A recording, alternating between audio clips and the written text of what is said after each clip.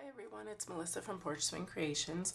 Today I want to share with you a new way to use your alcohol-based markers, and it's so that you can color on black cardstock. A little bit different technique than just coloring on white background, and it adds a little bit more dramatic effect. So let's get started. All you're going to need for this technique is a piece of black cardstock. You're going to need Versamark ink. You're going to need white embossing powder, and you're going to need a solid stamped image of your choice. And the reason you want it solid is so that none of that black background shows through your image when you go to color. So the first thing you're going to do is ink up your stamp using the Versamark ink.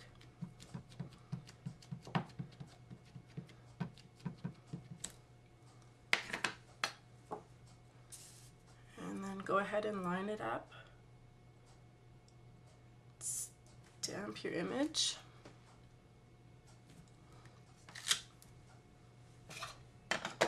You're just going to want to cover that with your white embossing powder.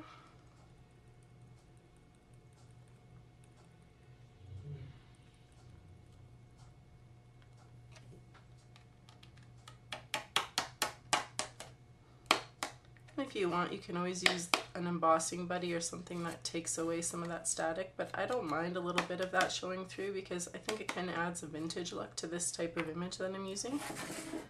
So once you have that done, you're going to want to heat set it. So I'll just quickly do that.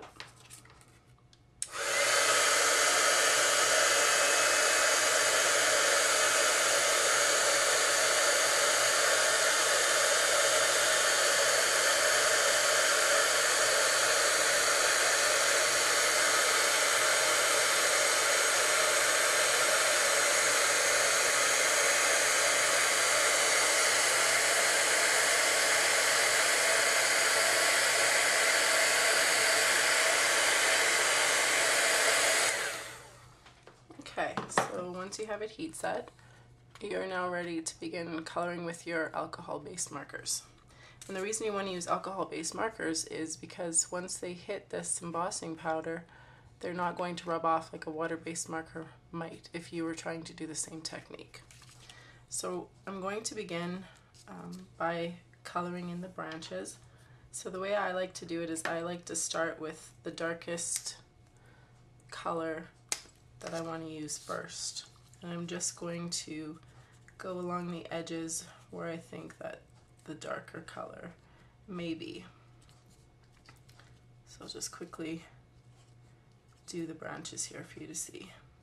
I'm not going to do that nest area yet, I'm just going to focus on the branches. So from there I'm just going to move down to maybe a lighter color, and I'm going to slightly blend those two colors together.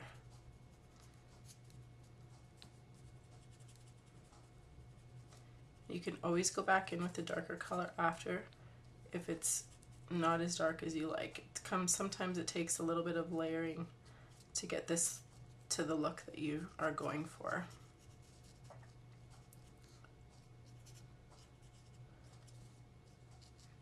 Okay, so we have our second shade down. So now I'm going to go in with a little bit lighter shade.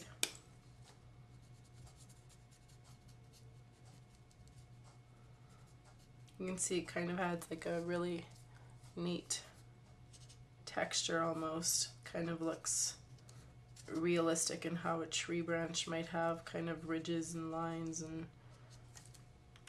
knot holes in it.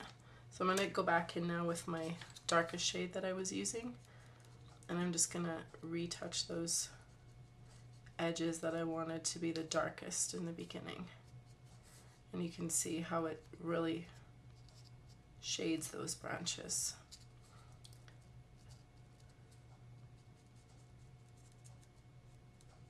Okay.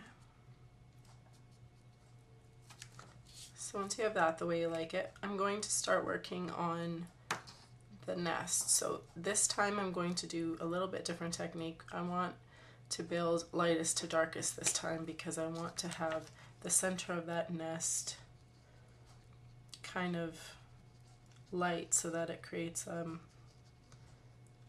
the appearance of depth in the nest. So I'm just going to go ahead and I'm going to shade that all in a light brown color. And then I'm going to take a deeper color and I'm just going to slowly start building in the edges. And I'm going to leave the center of that nest very light, and I'm not going to touch it. And you can see as I start to build the color,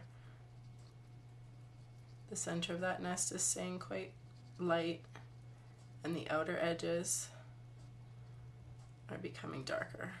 And it's good in this technique because it's a nest, you kind of want to make it look like little pieces of straw. So I'm doing short flick strokes to give the appearance of that. And then I'm just going to build up again. I'm going to go to my next darkest shade of brown and I'm going to do the same thing. I'm going to work where I'd like it to be the darkest. And that's probably just around the center of that opening, along the very back edge of the nest. Okay.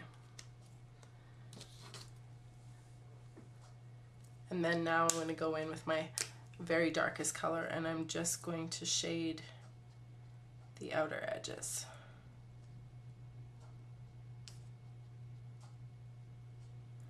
And again, that's short flicking strokes so that it really gives the appearance of straw in the nest. And you can keep building with this. You can always go back now that our colors on the branches are dry. You can go back in with your darkest brown and just add a few more shadows so you can see that kind of comes together. So now I'm going to move on to the leaves, and in this instance I just chose to do 2 shades of green.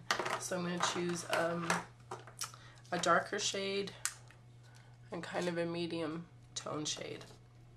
And I'm going to start with a lighter shade this time, and I'm just going to color all the leaves. The great part about this technique is that you don't have to be too concerned about coloring outside the lines because you're coloring on black cardstock and it's not going to be noticeable as it would be on a lighter colored cardstock, which is nice sometimes. It lets the technique be quick and simple without too much fuss, even though in the end it looks like you put a lot of fuss and time into it.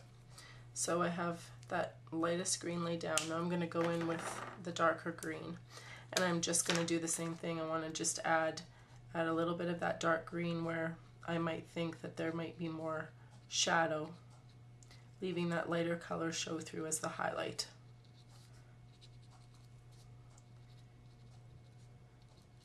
So just kind of like along the bottom edges or along the side of each little leaf. It doesn't take long. You can see how quick that it's coming together.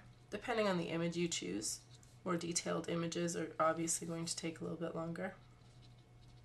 And again, you can let this dry and then go back in and do a second layer of the green just to add a little bit more. You can see this side's already been given a little bit extra time to dry, so it's taking that color more now. It depends how much you want it to blend and how much you want there to be a distinction between your 2 colors. If you want it to be all completely blended, do it when it's still damp from the previous color. If not, you can see here this darker brown is hardly blended at all because I added it after everything else had dried and set. So now we're going to do the 2 little birds. So for this, on my examples, I did little yellow tummies. So I'm just going to lay down medium toned yellow where the belly might be, and then I'm going to color in the entire bird with a lighter blue.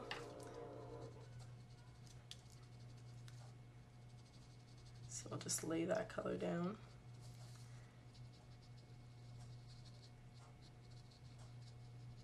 Okay. Then I'm going to go in with a medium tone blue, and I want to leave the highlight kind of on the bird's back.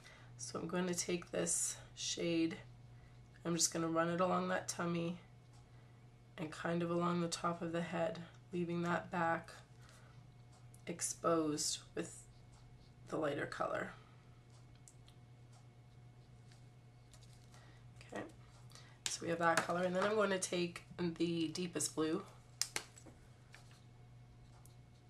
and I'm going to go just along the tummy and along the bottom of that tail feather. And then you can see it didn't really blend very well, so I'm going to go back to my lightest shade and I'm just going to lightly blend those colors together. And you can see it's still left that light blue as a highlight, but it's helped blend all three of those shades together. And if you ever think that you've laid too much color down, you can always go in with your color lifter and just lightly rub along those edges where you want a little bit more light. Then I'm going to take a soft orange and I'm just going to quickly color in the little beak. Okay, so that image is pretty much done. Then in my example image, I've kind of created an ombre effect where it's lighter to darker on the wording. So to do that, you're first going to take any shade that you like. In this case, I've chosen some lighter purples. I'm going to take the lightest shade of the purple and I'm going to quickly just run across the entire lettering. You can be a little bit more fussy about how you do this so that it doesn't show on the black, but just for time purposes, I'm just going to run it quickly across here. So you just want to cover the entire wording.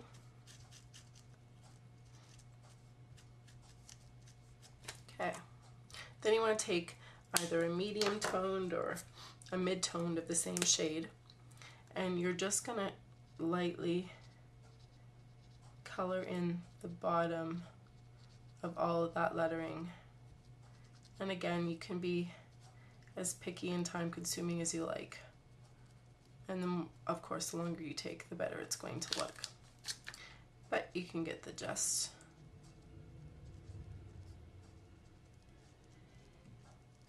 Okay.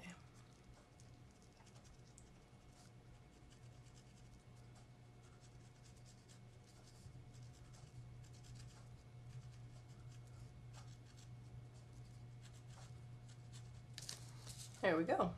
So there you have your image now colored on black cardstock, which is, I think, so much more dramatic than just on plain white cardstock all the time.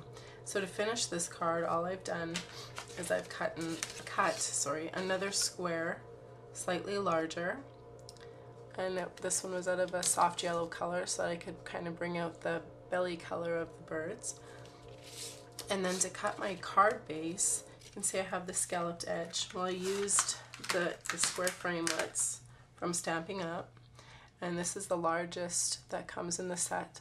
So what I did is I cut my card base, I scored it and folded it in half, and then when I laid it on my Big Shot machine, I laid it down so that the upper edge of the framelit was hanging off the fold of the card base, so that when I ran it through the Big Shot, this section wouldn't cut, just the three sides would cut, which gives me this unique shaped card base. So from there it was just as simple as gluing it on and you've got a completed card. I hope you enjoyed this technique. If you'd like to see any others, you can visit my blog at www.porchswingcreations.com. I look forward to hearing from you. Have a great day. Thanks.